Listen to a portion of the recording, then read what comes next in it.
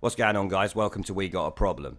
So on the Politics Live show yesterday, we had the Brexit Party MEP Anne Widdecombe and new Liberal Democrat MP and socialist soy boy Chuka Umunna, who has flip-flopped from one party to another like a hooker over the past few months. From now on, he will be known as Chuka the Political Prostitute Umunna. Now, on the show, Andrew Neil was asking him about his decision to move from the Labour Party to Change UK in February, and then a week ago, quit Change UK and join the Lib Dems. Now, I did not intend to make a video about this discussion, as listening to Chuka talk is like slamming my own testicles in a car door repeatedly. And who even cares about the reasons why this tit moved from one anti-democratic socialist party to another?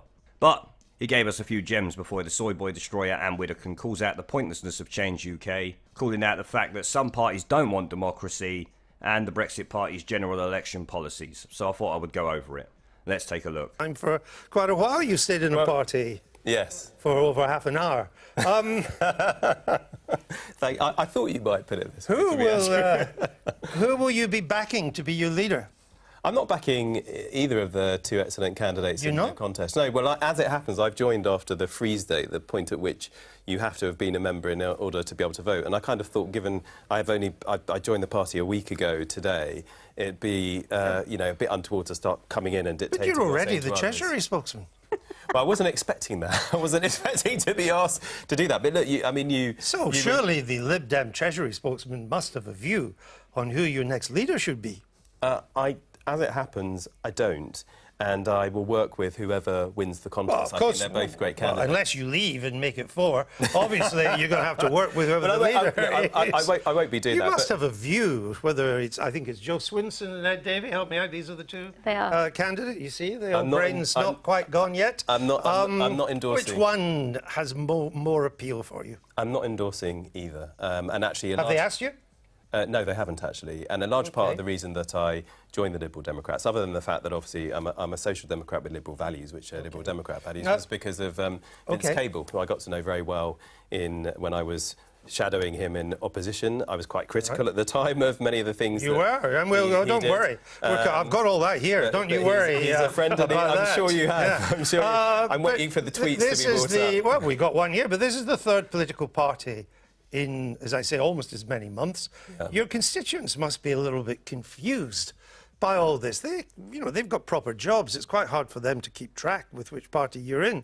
Isn't it time to give them a people's vote? Well, actually, my constituency scored the highest Remain vote in the country in the 2016 referendum. And actually, I think... They didn't vote for you just for Remain, did they? They voted for you because you were Labour. Hang on just a minute, if I just finished the thought, which is this, that I actually think that the way that the electorate is voting in elections and thinks about politics is less of a left-right thing.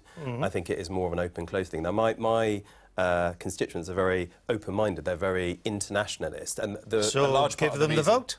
Well... they're smart and open-minded enough to in a by-election, work out which party you're with and decide if they want to vote for you. The main reason that people voted for me in Streatham is because of my position on Brexit. And when you can compare my performance in the last general election to the performance of Kate Hoey, for example, next door... Well, let's look at what you said. I got 15% more than look what you said in April 2017 in this tweet. Whatever common ground we may have with the Lib Dems and some Tories on Brexit, I cannot forgive them what they've done to my area. Well, you can't forgive them, but you joined them. And let me explain why, because the Liberal Democrats have changed since then. In every single one of the budgets since 2015, they have voted against the Tory budgets.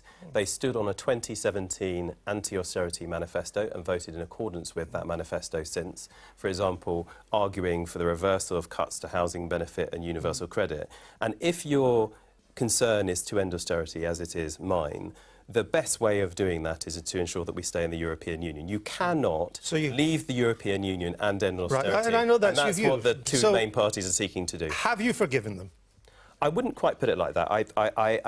It's not something that I think I wouldn't use that language, but what I would say... did then. What I would say is that things have changed, and there are lots of things that people's political parties do that they might think is unforgivable. A lot of people in the Labour Party think the Iraq War was unforgivable, but they're still in the Labour Party. But my point is, if the Liberal Democrats had the same fiscal position as they did in 2010, 2015, things would be very different. But they've changed. All right. So you hear Chuka, the political prostitute Umunna, admit he is a socialist, something we all knew long ago. But what really got my goat was him recoiling at the idea of a people's vote regarding his flip-flopping from party to party.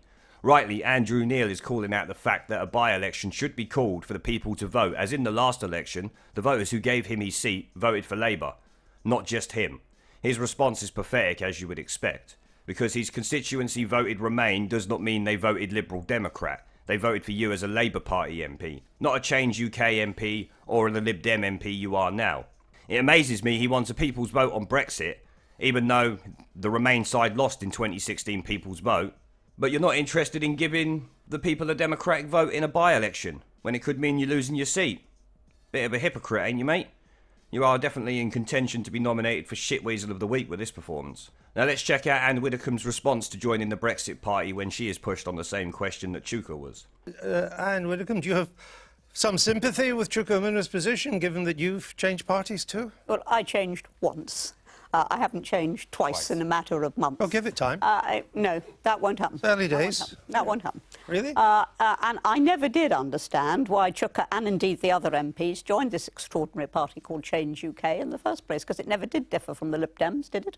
No, well, I explained that to you. I mean, I thought that the millions of politically homeless people in the centre ground of British politics, I thought they wanted a new party. As it turns out, the clear message that we got, both from the results but also what people were telling us during the local elections and the European elections, that they didn't want a new party, but they wanted the centre ground, the pro-European progressive centre ground, to work much more closely together. My view is you either ignore that, you will take heed of the message that people are giving you. You're a bit of a slow learner. Most of us realised that at the time.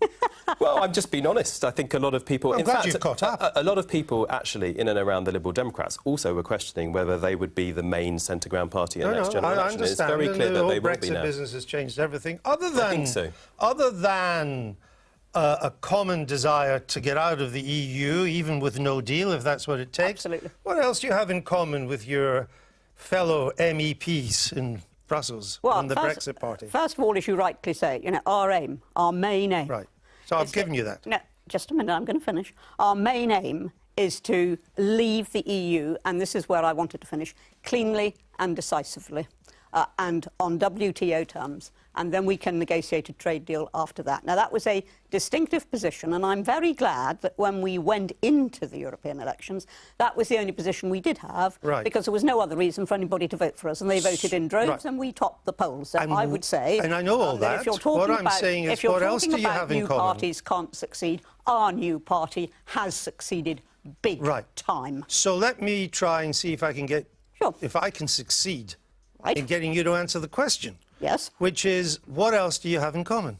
What else we have in common is that we want democratic politics in this country, and at this moment... everybody wants that. No, they don't, actually. At this moment, Andrew, there is a major policy meeting going on to produce the policies that we will have to have, and which we acknowledge we're going to have, for a general election. It's going on now. All right. So Anne starts off mocking the political prosy for bouncing from party to party, and rejecting Andrew Neil's spineless attempts to say she would move to a different party soon, when in my opinion, when Anne leaves the Brexit Party, she will just retire from politics. I would say there is a 1% chance she carries on after that. She states how the Lib Dems and Change UK are one and the same.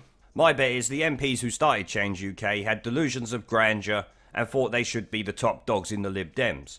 When they couldn't reach the top, they tried to take the easy route and form a new party, but it failed, as any sane person would expect it to.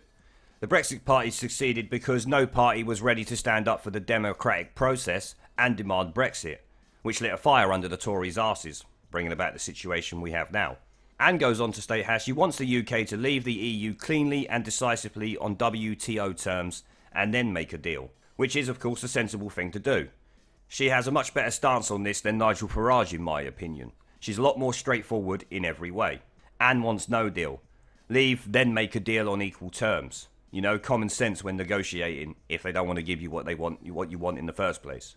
And then proceeds to shit on the Change UK commies' failed party and anyone who said new parties can't succeed when the Brexit Party has smashed it.